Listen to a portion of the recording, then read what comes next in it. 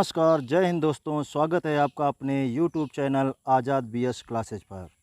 और आज हम सैंतीस के इस पार्ट में पढ़ेंगे नॉमिनेटिव एब्सोल्यूट का प्रयोग, यानी कि दो या दो से अधिक सिंपल सेंटेंसों को एक सिंपल सेंटेंस बनाना, जिसमें हम आज नॉमिनेटिव एब्सोल्यूट का प्रयोग करके सिंपल सेंटेंस बनाएंगे।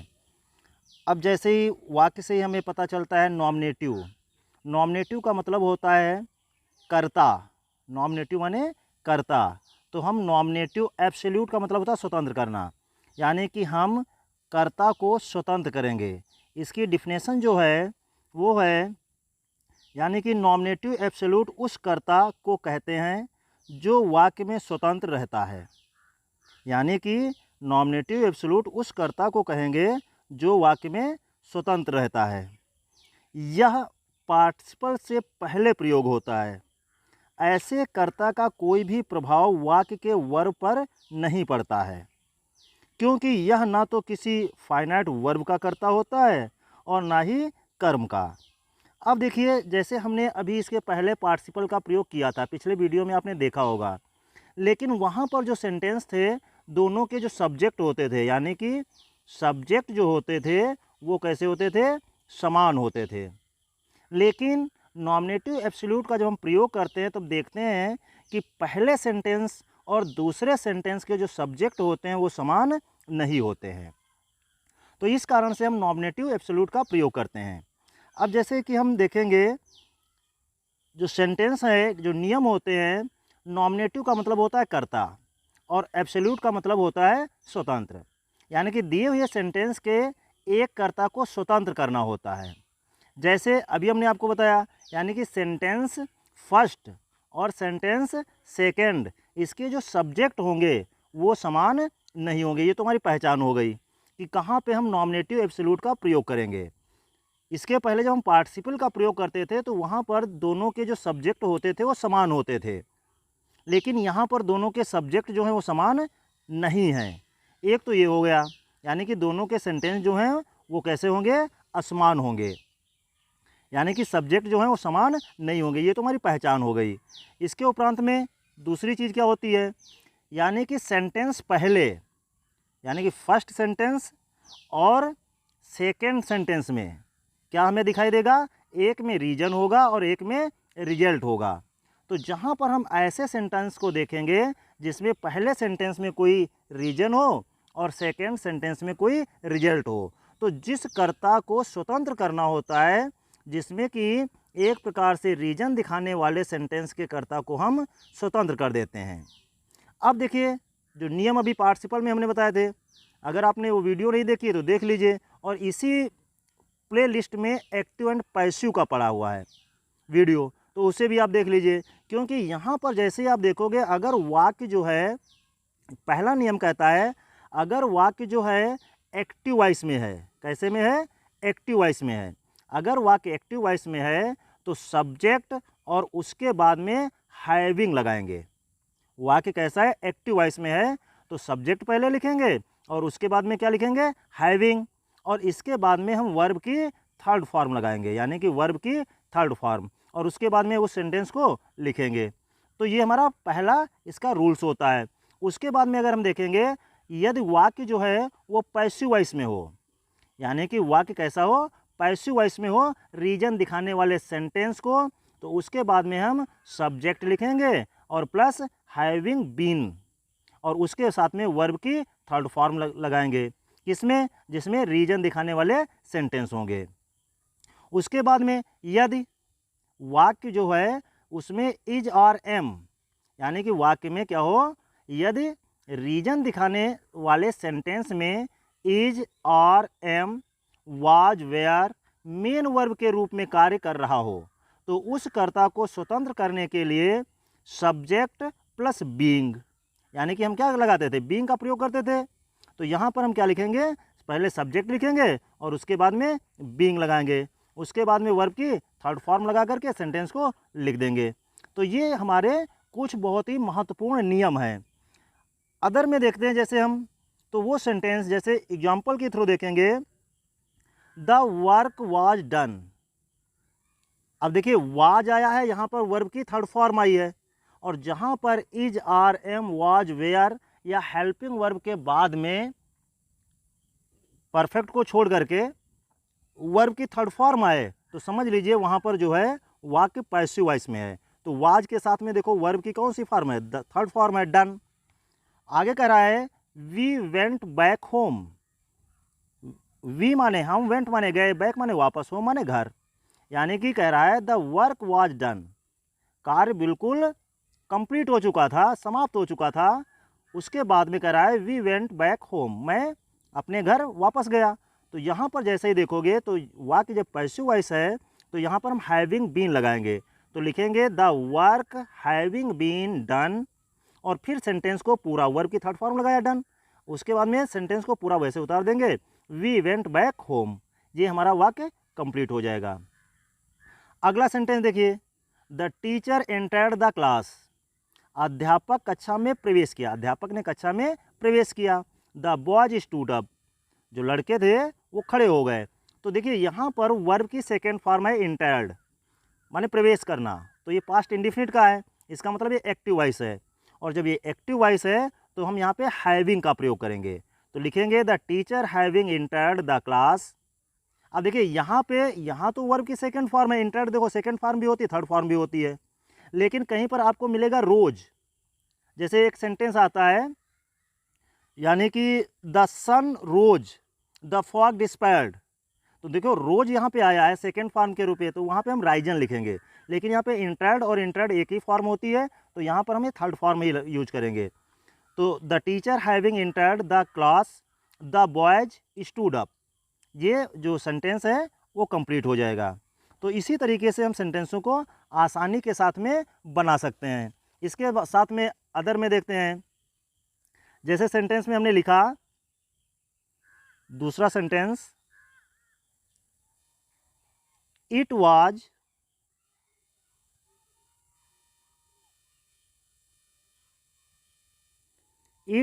हॉलीडे, ये पहला सेंटेंस है, it was holiday. We did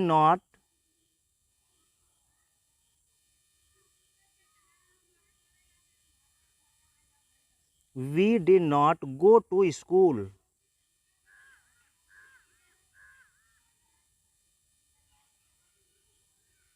go to school. अब देखिए यहाँ पे वाज जो आया है और आगे हॉलीडे दे रखा है, तो वाज जो आया है मेन वर्ब के रूप में आया है। तो यहाँ पर जब हम सेंटेंस को बनाएंगे तो ये सेंटेंस हमारा आसानी के साथ में बन जाएगा इट बीइंग, क्योंकि यहाँ पे मेन वर्ब के रूप में काम करेगा, वहाँ पे हम बीइंग का प्रयोग करेंगे। तो लिखेंगे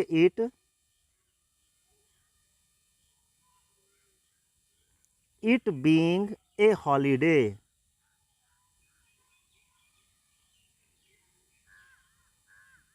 it being a holiday we did not, पूरा सेंटेंस ऐसे उतार देंगे, we did not go to school. इस तरीके से हमारा सेंटेंस कंप्लीट हो जाएगा। अदर में सेंटेंस देखते हैं, जैसे यहाँ पे हम सेंटेंस जो लिखेंगे वो सेंटेंस है, the leader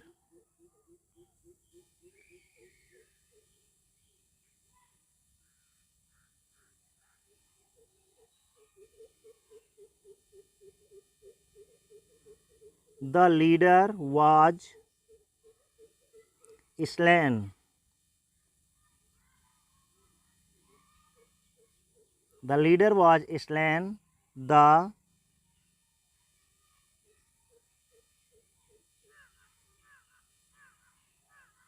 followers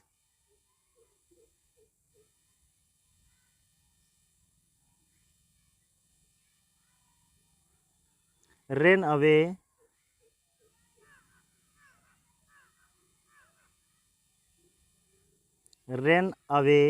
in fear।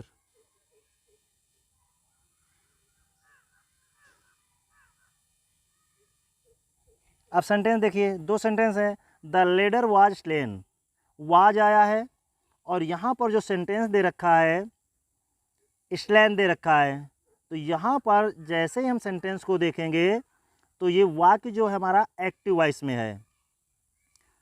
अब यहाँ पे हम अपने आप में जैसे ही देखेंगे कि सेंटेंस को हम इस तरीके से बनाएंगे जैसे कि यानी कि जो नेता है वो मारा जा चुका था, द फॉलोअर्स और उसके अनुयायी जो थे रन अवे इन फियर, और वो भय से यानी कि भय के कारण भाग गए।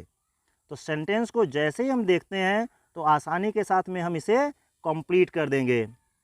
अब यहाँ पे स्लेन आया है, स्लेन का मतलब होता है मूर्छित हो जाना यानी कि मारे जाना। तो लिखेंगे the leader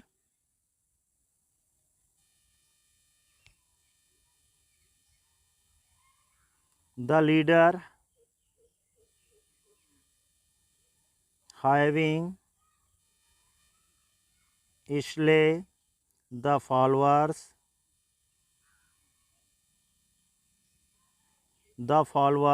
run away in fear। इस तरीके से सेंटेंस कंप्लीट हो जाएगा। उसके बाद में अगला है द सन रोज। अभी हम बता रहे थे the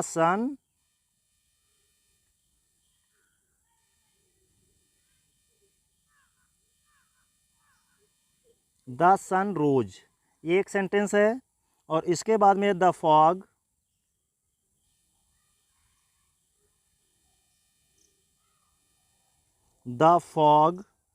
disappeared।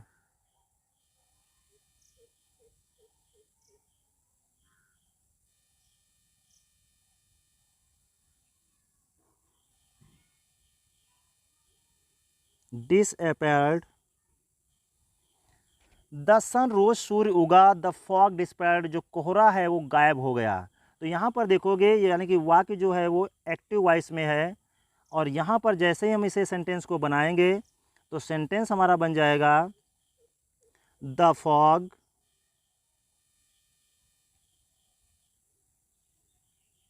The sun, SUN, the sun having risen, the fog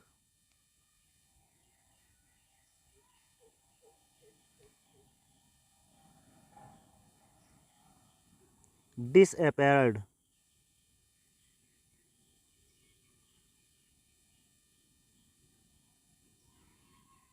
इस तरीके से हमारा ये सेंटेंस कंप्लीट हो जाएगा। अगला है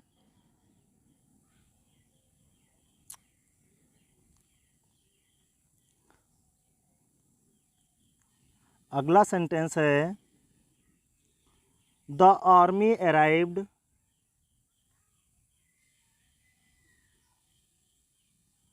the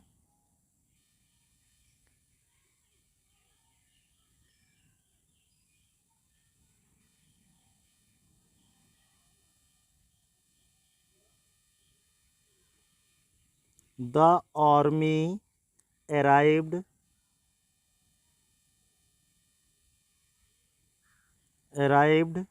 the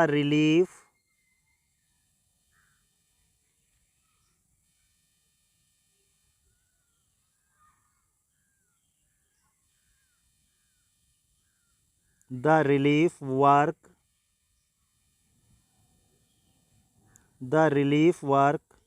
took speed।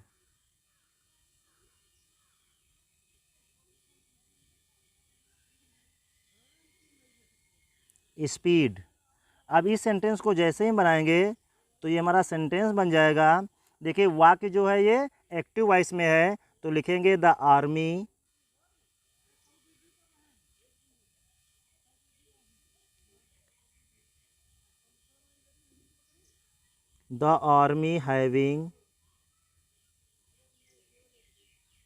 having arrived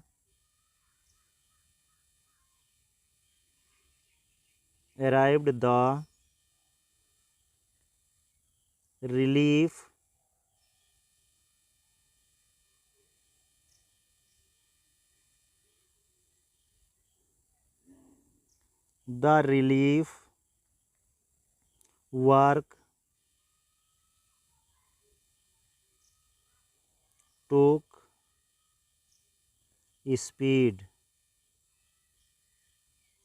speed. तो इस तरीके से सेंटेंस हमारा कंप्लीट हो जाएगा। यहाँ पे रिलीफ जो है आर ई है, तो इसको सही कर लीजिए, रिलीफ।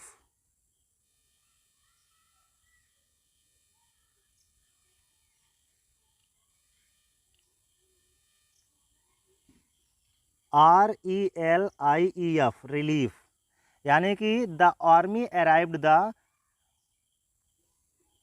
रिलीफ वर्क टुक स्पीड। तो ये इसका जो बन जाएगा वो simple sentence, the army having arrived, the relief work took speed. इस तरीके से हम आसानी से एक्सरसाइज को कंप्लीट कर लेंगे। जितने भी एक्सरसाइज है ये आसानी के साथ में नॉमिनेटिव एब्सोल्यूट का प्रयोग करके हम कर लेंगे।